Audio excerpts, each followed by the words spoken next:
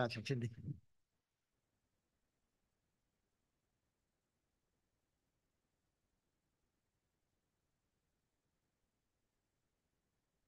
Bueno, seguimos con nuestro siguiente conversatorio. Quiero invitar a Karen Cosenza.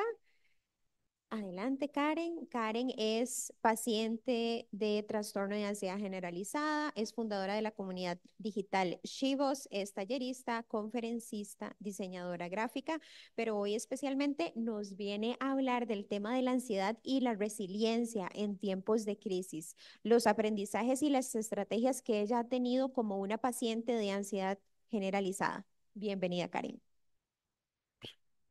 ¿Ya está? Ok, les digo de una vez que estoy con la adrenalina y el cortisol hasta arriba. Aquí el endocrinólogo me hace un examen y se me dispara eso. Pero porque he dado decenas de talleres y conferencias, he tenido públicos de hasta 800 personas, pero nunca he hablado de mi historia personal, mi historia familiar y mucho menos de mi historia como paciente. Entonces, creo que es un lugar que me hace sentir vulnerable, pero sé la importancia y Cindy me lo transmitió de tener a una persona que compartiera también no solo desde el punto de vista de los profesionales, sino estando del otro lado, ¿verdad?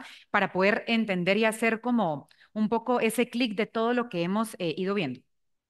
No quise poner presentación porque quiero que se sienta muy natural. Como les digo, les voy a contar parte de mi historia, de herramientas, entonces voy a sacarle el máximo provecho y también deseo que vayan tomando anotaciones de frases, de pequeñas cosas que les vayan llamando la atención y pues de último, de igual forma podemos tener la parte de las preguntas. El trauma nos enseña a sobrevivir y la sanación nos enseña a prosperar. Quiero comenzar hablando de esto porque cuando yo era pequeña escuché infinidad de veces la frase de que el trauma nos fortalece, que gracias al trauma somos personas mucho más fuertes, que gracias al trauma somos personas más exitosas, que podemos alcanzar y que el trauma es una forma de motivación positiva.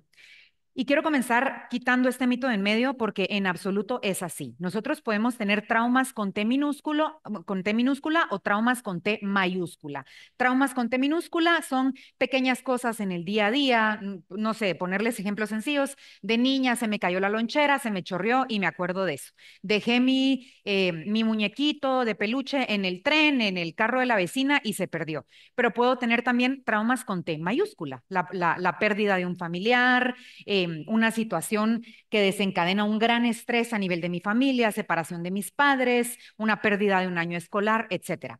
Y hoy quiero comenzar hablando de mis traumas con T mayúscula. Soy guatemalteca, tengo 33 años y hay algo en mi historia familiar que marcó muchísimo la forma en que se fue desenvolviendo la dinámica familiar y que obviamente coadyuvó mucho a que yo tuviera un perfil mucho más ansioso. Yo perdí a mi papá a los 8 años. Mi papá falleció de alcoholismo. Fue un alcohólico que en diferentes momentos de su vida salía y entraba de recuperación, pero al final de cuentas falleció de una hepatitis que se fue empeorando y pues ya no se pudo recuperar. Tengo en mi familia diversas personalidades que sufrieron de alcoholismo y el alcoholismo ha hecho un hoyo muy grande en mi familia.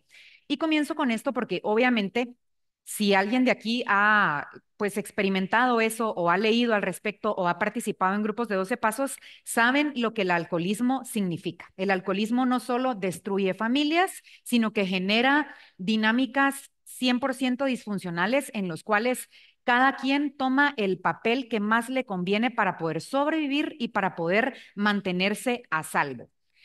Somos tres hermanos, tenía yo un hermano 10 años mayor que yo, mi hermana que somos cercanas y mi mamá, ¿verdad? Vamos a vivir a casa de mis abuelitos, mi abuelito era un alcohólico recuperado, tenía tíos también con mismo problema y pues después de que fallece mi papá, comienza una dinámica muy disfuncional en casa. Mi mamá tenía cuatro trabajos para sacarnos adelante, de lunes a sábado, horarios extremadamente extenuantes, tener que repartirse entre los tres, extracurriculares, colegio, mandados, etcétera. Y mi hermano, desde muy joven, 14, 15 años, empieza también con problemas de alcoholismo. Entonces, imagínense esto, era una mamá con 3 hijos, recién viuda, encargándose de todo, encima de todo muy juzgada por la parte de la familia de mi papá, porque ella siempre perseveró en sus estudios y la familia de mi papá quería que ella se dedicara a la familia y decían que porque ella no había renunciado a sus estudios, pues mi papá había caído en alcoholismo y mucho juicio alrededor de esto. Entonces, pues una dinámica completamente desastrosa, ¿verdad? Em, pues mi hermano de adolescente, como les digo, comienza un poco con estos problemas y mi hermana y yo crecemos de mucho más pequeñas que él. Empezamos a desarrollarnos en un entorno hipervigilante. Cosas sencillas que les puedo mencionar que yo recuerdo que hasta ahora, literalmente de 2 años para acá, yo he entendido que eran signos de ansiedad en mi persona debido a este entorno. Hasta ahora lo relaciono. Por ejemplo, recuerdo perfectamente que mi mamá llegaba todos los días del trabajo a las 8 de la noche y regresaba en bus o en, como le llamamos en Guatemala, en camioneta. Y Guatemala es un país bastante inseguro. Y yo recuerdo muy bien que todos los días, absolutamente todos los días, eran las 8:01 de la noche y yo me entraba en un estrés absoluto. Les estoy hablando yo 9, 10 años, 11 años. Fue como los siguientes 3 años de la muerte de mi papá. Y era un berrinche y una lloradera porque yo decía, mi mamá se murió y no va a regresar. Y lo que hacía casi siempre era que iba a su cama, ella tendía ahí su pijama y yo empezaba a oler su pijama y yo decía, esto es lo que me queda de mi mamá. Y mis abuelitos consolándome, etcétera, pero todos los días se repetía la misma escena. Entonces, imagínense lo que es una niña teniendo esta sensación y estas emociones tan grandes y no tener adultos alrededor que tengan el conocimiento de cómo trabajarlo. Así como esto, pues habían muchas señales de ansiedad en mi hermana y yo, que éramos las pequeñas. Tuvimos dermatitis durante muchos años, nos costaba conciliar el sueño, dificultades en el colegio, etcétera, que nunca fueron catalogadas como signos de ansiedad, sino que se tomaban como cosas normales, por así decirlo. Bueno, sigo creciendo y en mí se desarrolla una exigencia muy fuerte. Recuerdo que, como les digo, mi hermano pues tenía un poco estos problemas de rebeldía bastante fuertes. Mi hermana pues de repente le iba un poco mal en las clases y yo decía, es que yo no le puedo dar problemas a mi mamá. O sea, mi mamá ya viene con toda esta carga, con todo esto que trae encima y cómo yo le voy a dar problemas. Entonces yo comienzo a desarrollar una personalidad increíblemente perfeccionista en donde no hay cabida para el error, no hay cabida para pedir ayuda, para acercarme a mi mamá y decirle, ayúdame con una tarea, no puedo hacer esto, necesito tal cartulina. O sea, yo, una niña extremadamente independiente desde muy pequeña. Y dentro de esta exigencia total, pues entro, pues obviamente a estudiar mi carrera, me gradúo de la universidad, entro a trabajar y con los años, ya muchísimo más adelante, yo comienzo un emprendimiento en 2018, que es mi emprendimiento actual. Y se los pongo como un punto importante porque creo que mi emprendimiento es lo que hace que el volcán explote, por así decirlo, que el volcán haga erupción. Comienzo con mi emprendimiento, todo va viento en popa, siempre con una gran exigencia sobre los resultados que yo quiero llevar y sobre la imagen también. Yo tengo unas redes sociales que son bastante públicas y mantenía mucho la imagen que yo quería dar. Y aunque en ese momento yo no sabía que eran signos de ansiedad, yo sí de repente en el día a día tenía síntomas o padecimientos como insomnio, bastante constante, padecía mucho del acné y de la piel, tenía terrores nocturnos, dolor de espalda todo el tiempo y como relacionado con la parte de la cadera, que es donde alojamos muchas emociones, también migrañas todo el tiempo y me enfermaba muy fácilmente. Mi sistema inmunológico siempre estaba como literalmente al límite, ¿verdad? Un poco. Entonces, yo miraba todos estos síntomas aislados, de repente era como muy sensible ante las emociones, me enojaba con ahora mi esposo, pero en ese entonces mi novio, y las emociones se desbordaban o sucedía algo en mi familia, las emociones se desbordaban. Cabe resaltar que también mi hermana también desarrolla la enfermedad del alcoholismo y gracias a Dios ella tiene 8 o 9 años de sobriedad y entonces ella en estos momentos, en este como impasse de tiempo, ella empieza a ir a grupos de alcohólicos anónimos y nos pide a mi mamá y a mí que vayamos a grupos de familiares de alcohólicos anónimos. Entonces al principio nosotros lo vemos como que vamos a ir por apoyar a mi hermana y se abre literalmente la caja de Pandora. nos empezamos a dar cuenta de estas disfuncionalidades familiares, de cómo nuestra familia estaba metida un poco dentro de este huracán.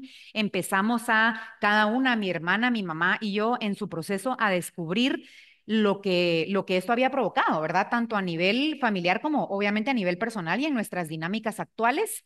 Y junto con esto viene la pandemia, que obviamente todos sabemos lo que fue la pandemia, y en mi caso empiezo a tener muchos problemas relacionados con mi negocio y en 2021, en marzo de 2021, mi psicóloga que en ese momento me estaba tratando me dice, Karen, yo no te miro bien, quiero que vayas a una consulta con una psiquiatra.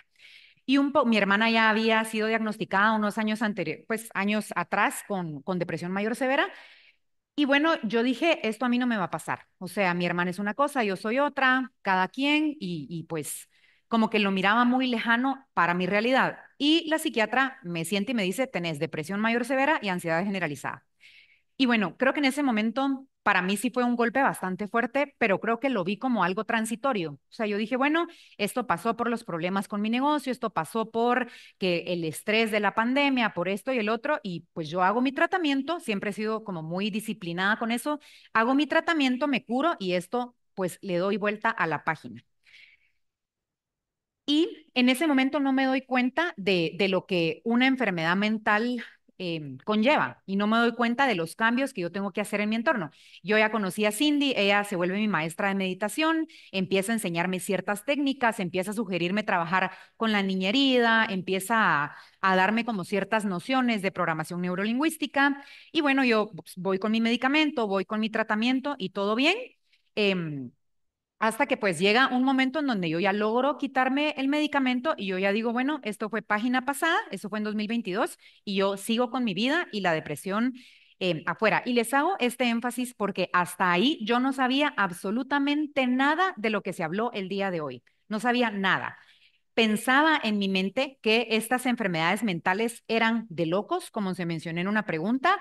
Pensaba que eran temas de extrema vergüenza. Yo sentía muchísima vergüenza de que alguien se fuera a enterar de que yo tenía este diagnóstico, de que alguien me viera en la calle, porque obviamente uno muestra signos físicos, ¿verdad? De lo que está pasando y no quería, al final de cuentas, como que este secreto se desvelara, ¿verdad? A pesar de que, pues, mi hermana, por ejemplo, había sido muy pública con su depresión. Y lo que yo empiezo a hacer es adaptarme para sobrevivir. Venía de este entorno hipervigilante, de esta disfuncionalidad, de este entorno impredecible y lo continúo llevando a cabo, ¿verdad? Dentro de mi vida, dentro de lo que hago. ¿Por qué vivía hipervigilante? Porque obviamente tenía miedo de que las personas se enteraran que yo era una farsa porque yo tenía una enfermedad mental. ¿Y cómo es estar en supervivencia? Creo que ya lo hemos visto, pero quiero resaltar ciertas características. Como les decía, el perfeccionismo al límite y esta idea de que el perfeccionismo es algo bueno y que nos va a llevar a mucho mejores niveles de logro, la adaptación para todas las demás personas, los límites difusos, los límites casi inexistentes, buscar la validación de todas las personas, el siempre estar preguntando, si me dicen que de repente algo no lo hice bien, me siento extremadamente mal, el no saber cómo parar, que era una de mis características principales. Yo trabajaba de 4 de la mañana a 11 de la noche publicando, haciendo sábado, domingo, lo que fuera. Mi trabajo era literalmente mi encerrón, era mi forma de transitarlo. Esta búsqueda del éxito convencional, no pedir ayuda, porque el pedir ayuda es un síntoma de debilidad y si lo hago me pongo en riesgo y me estoy poniendo en una como en una línea en donde pues puede que los demás me ayuden o no me ayuden. Y el hacer el fallo de la parte de mi identidad. Entonces, como les digo, viniendo yo de tener un emprendimiento súper fuerte, a volver a trabajar en una empresa, no haber podido seguir en ese momento con mi emprendimiento, yo decía, qué fallo, o sea, qué vergüenza las personas que me miren, que digan, chicas, ella emprendió y ahora está en una oficina, como que yo tenía mucho este discurso alrededor de eso, de que yo había fallado completamente en muchas de las áreas de mi vida. Y no había entendido hasta ese momento mucho de lo que mencionaron, que mi cuerpo estaba tratando de colaborar conmigo, por más extraño que suene, porque tuvimos muchos especialistas acá que dicen, abraza la ansiedad, ¿cómo voy a abrazar la ansiedad? Es que entrégate a la situación, ¿cómo? O sea, si es lo más incómodo del mundo y quien ha pasado ansiedad y quien ha pasado depresión sabe el hoyo negro tan hondo y tan terrible en el cual se vive. Entonces yo pensaba o estaba alimentando la idea durante todos estos años de que mi cuerpo estaba en contra mío, de que mi cuerpo me estaba fallando, de que yo no había podido salir adelante, de que era un castigo de Dios, de que Dios estaba burlando de mí, vengando de mí y de que encima de todo lo que habíamos pasado en infancia, en adolescencia y en adultez, ahora encima venía esto, ¿verdad? Como que, y esta sensación de que, bueno, ¿qué más queda, verdad? Si esto siempre se va a seguir repitiendo, como mucha desesperanza. Empecé a entender, gracias a un camino literalmente muy comprometido de mi parte con mi proceso de sanación, que mi cuerpo estaba al límite, que mi cuerpo estaba como estaba, porque como les digo, era un volcán que había erupcionado. Había tanto por dentro durante tantos años que el volcán lo que hizo fue explotar, ¿verdad? Y eso que yo estaba viviendo eran las consecuencias de este síntoma, de estos síntomas. También de que mi cuerpo sí sabía lo que estaba haciendo, porque mi cuerpo no era literalmente ahí como un sistema defectuoso que estaba fallando, no, mi cuerpo sabía precisamente qué era lo que estaba haciendo y estaba respondiendo ante lo que conocía, que estaba respondiendo para protegerme y me encanta este ejemplo que desde que me lo explicaron se me quedó guardado y me decía mi psiquiatra, es que tu cuerpo nuestros cuerpos son como edificios que tienen alarmas de incendio o alarmas de cuando sucede alguna fuga de gas. Y entonces, normalmente en una persona regulada, las alarmas se encienden únicamente cuando hay un incendio de verdad o hay humo. Pero en tu caso, las alarmas han sonado toda tu vida. Entonces, lo que pasó con la ansiedad es que pareciera como que apacharon la alarma y la alarma se quedó trabada y no se destrabó. Entonces tu cuerpo todo el tiempo está pensando que hay incendio y que hay incendio y está bajando la alarma y está sacando y estos neurotransmisores y se está haciendo este efecto cascada porque tu cuerpo no sabe que no hay un incendio. Y entonces fue para mí entender, ok, mi cuerpo me está avisando del incendio que aunque no existe físicamente, él cree que sí existe.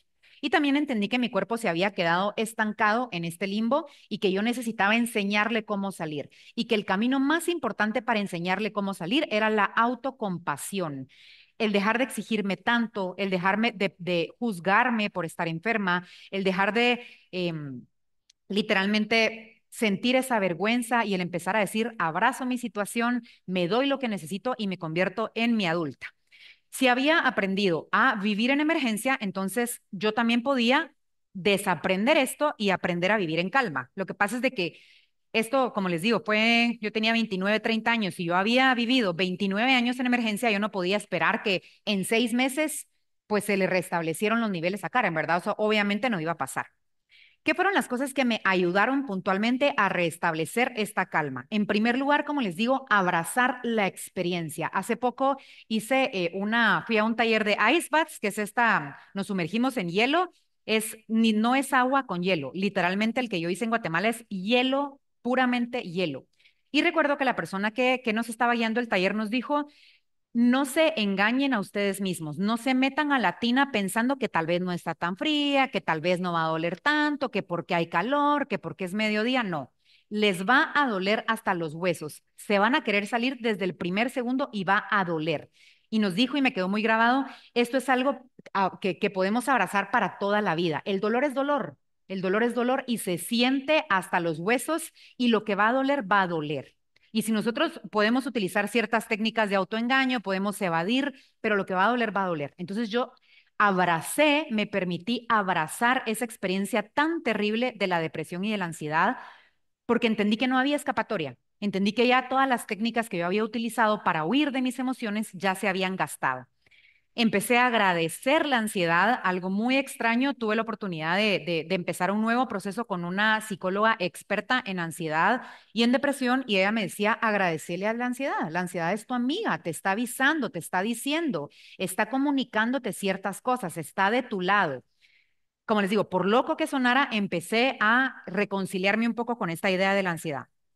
Importantísimo a identificar estos patrones, estos desencadenantes, estas dinámicas que se seguían manteniendo en mi familia a pesar de la cantidad de años que habían pasado, a pesar de que las tres, mi hermana, mi mamá y yo, estábamos con terapia psicológica, a pesar de que las tres íbamos a grupos de 12 pasos. Todo esto había ido haciendo su trabajo, por así decirlo, pero pues las dinámicas seguían siendo disfuncionales hasta cierto punto. ¿Por qué? Porque está muy enraizado, ¿verdad? Y recordemos que no solo es mi dinámica y la de mi mamá, o sea, nosotros siempre traemos traumas generacionales que venimos cargando. Entonces, empezar a entender eso también fue como un gran alivio. Aceptar la ayuda y confiar, que Cindy lo sabe, a mí me costó muchísimo aceptar la medicina, porque yo decía, la medicina es un fracaso, la medicina es que yo no puedo sola, la medicina es que estoy enferma, que soy una enferma mental. Y me costó tanto entender la labor de la medicina, que más adelante les voy a hacer hincapié en esto, y aceptar la ayuda y el decir, ok, o sea, esto es lo que necesito y no tengo por qué ser fuerte todo el tiempo, está bien si no lo soy. Aprender sobre mi cuerpo, me volví esta eterna estudiante sobre mi cuerpo, empecé a entender, ya les voy a dar un poco más de detalles, pero a entender un poco sus funcionamientos, cómo funcionaba a nivel sistemático, cómo se alojaba toda la ansiedad en el sistema nervioso, cuáles eran las consecuencias de esto, cómo era la función de los neurotransmisores, un poco de la alimentación, o sea, empecé a entender absolutamente todo sobre mi cuerpo y salí un poco como de estos libros de autoayuda que simplemente hablan y hablan un poco sobre técnicas de motivación y positivismo y empecé a comprar libros sobre neurociencia, sobre el cerebro, sobre, como les digo, el sistema nervioso y libros que hablaban un poco más como la parte fisiológica. Empecé a confiar en la sabiduría de mi cuerpo y a entender que mi cuerpo no iba a sanar de la noche a la mañana, que esto iba a tomar tiempo y que mientras más yo me acercara al proceso con bondad, más sencillo iba a ser de transitar. Y lo más importante, que me encantó también esto cuando lo aprendí, creemos muchas veces que lo contrario de la ansiedad es la calma, pero esto es falso. Lo contrario de la ansiedad es la seguridad. Yo tengo que enseñarle a mi cuerpo que mi cuerpo está seguro, que el lugar en donde está en el presente es seguro. En mi caso, ya no están los alcohólicos de mi vida, ya no están esas personas que entraban dando portazos, que de repente destruían el comedor, que de repente llegaban borrachos a las 3 de la mañana, que hacían clavos, se le llama en Guatemala, así como estas cosas que dan pena, ya no hay muchas de las cosas que sucedían en mi casa, entonces tengo que enseñarle que eso ya no está en el presente. ¿Y cómo lo logré haciendo? Ahora sí voy a entrar un poco a las estrategias puntuales que me ayudaron. Como les digo, ha sido un proceso de muchos años, pero sí miro un patrón. Y el patrón más importante fue que yo me comprometí con mi bienestar y me hice mi adulta. Entendí que por más que yo le siguiera echando la culpa a mi mamá de que ella no había hecho esto y el otro, eso no iba a arreglar absolutamente nada. De que por más que yo siguiera diciendo que si mi papá no hubiera sido, eso no iba, él no iba a regresar de la tumba. Lo que tenía que hacer, la única que estaba aquí era yo y la que se tenía que encargar era yo.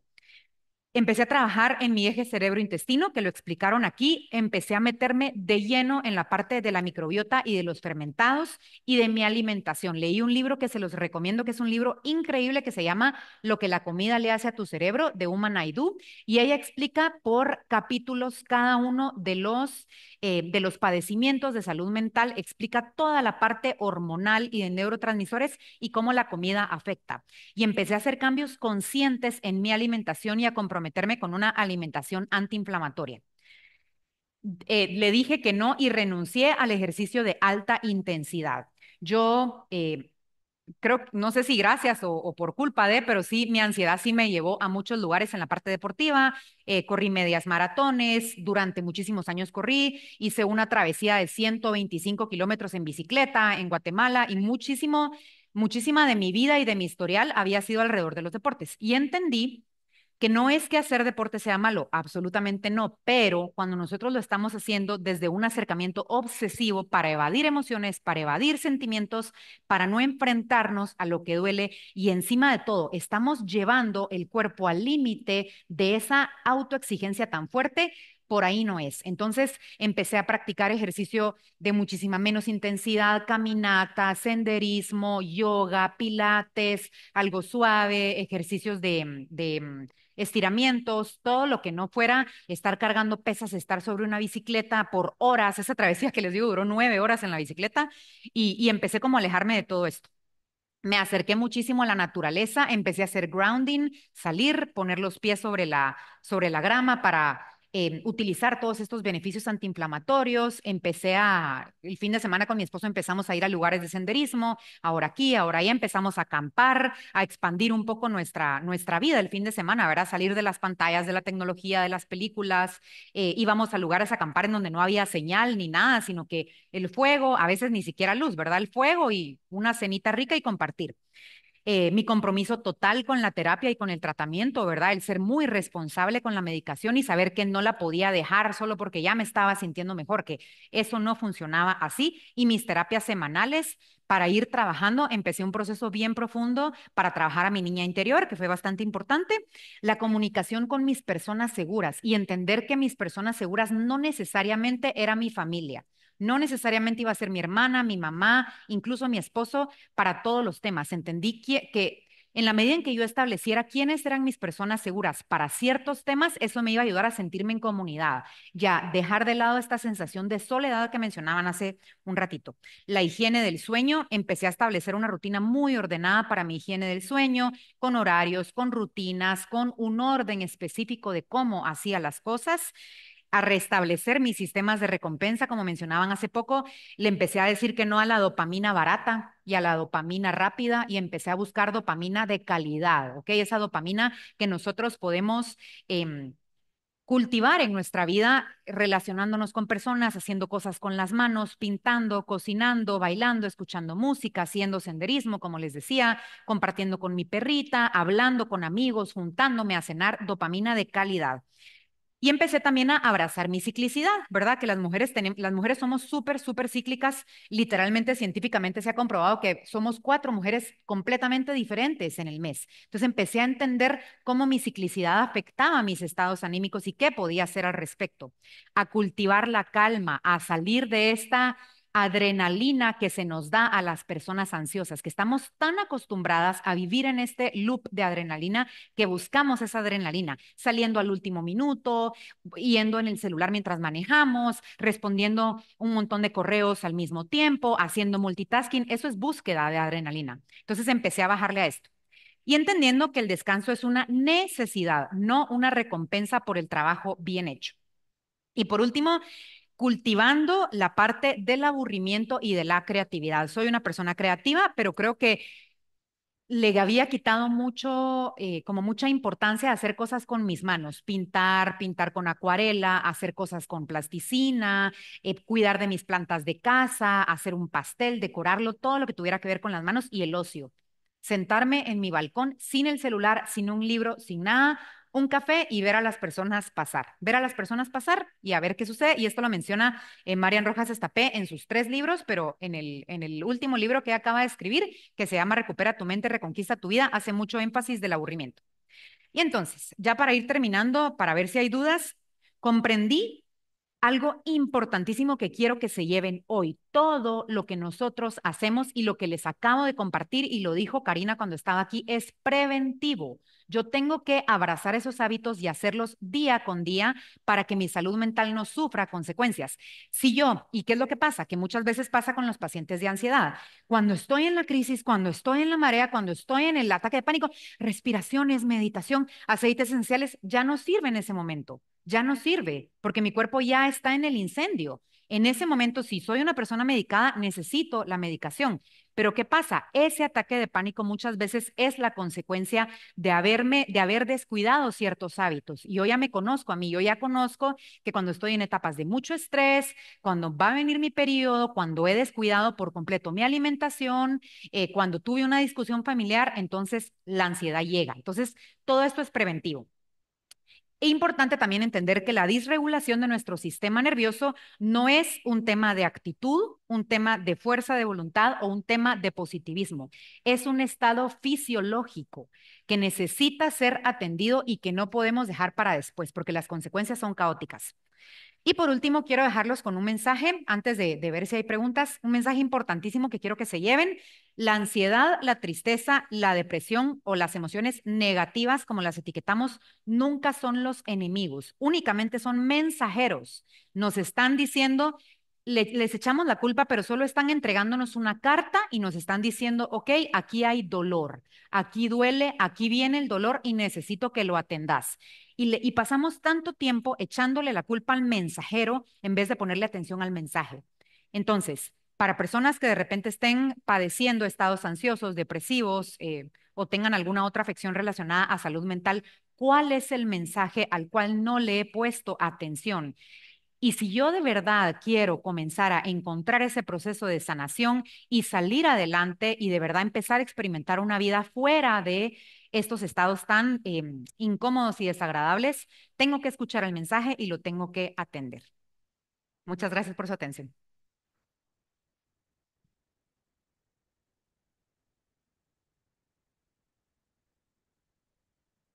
Karen, te admiro demasiado. Creo que ha sido un excelente mensaje y es demasiado rico poder escuchar a una paciente con ansiedad, con trastorno de ansiedad generalizada. Tenemos muchas preguntas, pero vamos a escoger tres de ellas y vamos a responderlas más o menos cada una en un ¿Ok? minutito. Ok, entonces, vamos con la primera. De las herramientas que aprendiste, ¿cuál consideras que es la más efectiva?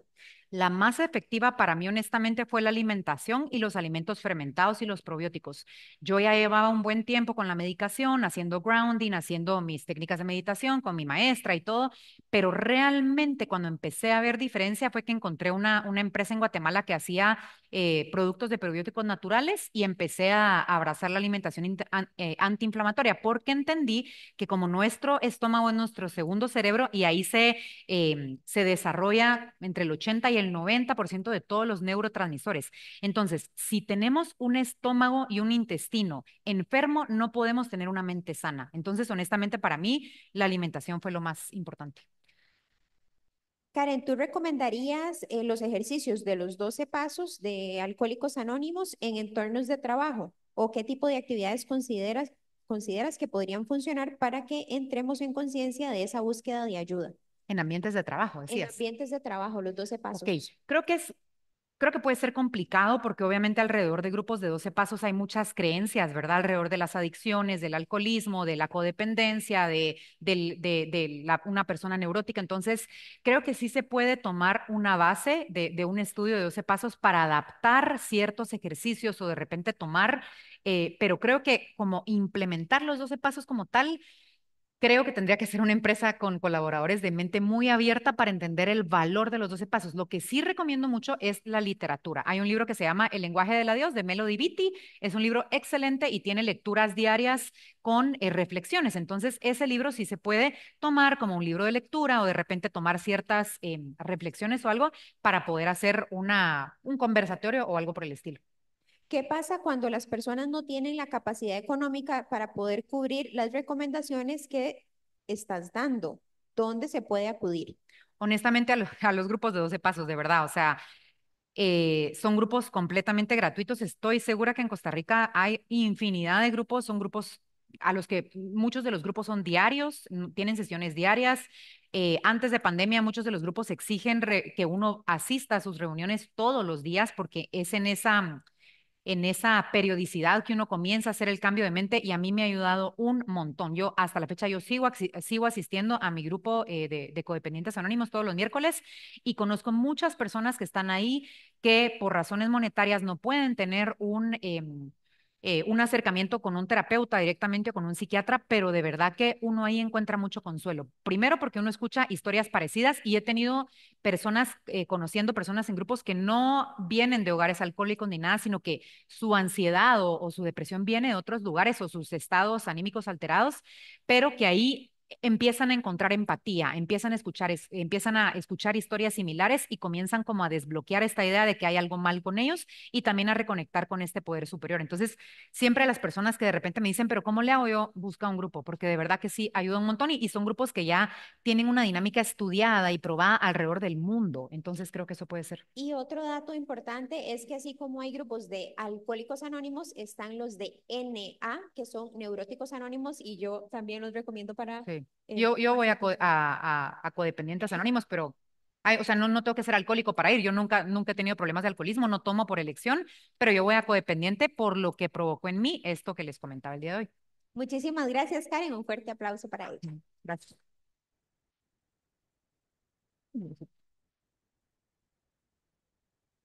Karen, por la participación y por la conferencia. Además, todas las preguntas que hay para Karen como para los demás speakers. Repito, el próximo lunes les estaremos enviando el enlace de contacto con cada uno de los conferencistas. Vamos a pasar a nuestro próximo conversatorio antes del café.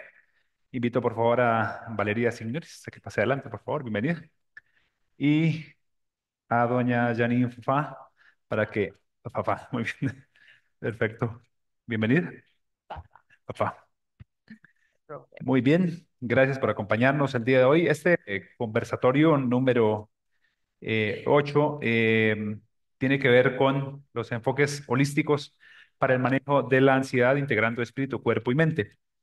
Aquí vamos a tener un diálogo sobre la importancia de abordar la ansiedad desde una perspectiva holística, considerando el bienestar físico, emocional y espiritual. Tenemos a dos destacadas panelistas que tienen amplia experiencia en este tema y nos van a acompañar en esta franja. Va a ser moderado por Cindy Soto este conversatorio. Les pedimos también que la recibamos con un fuerte aplauso a las tres señoras. Bienvenidos. Vamos a iniciar con Valeria, señores. Hola, buenas tardes.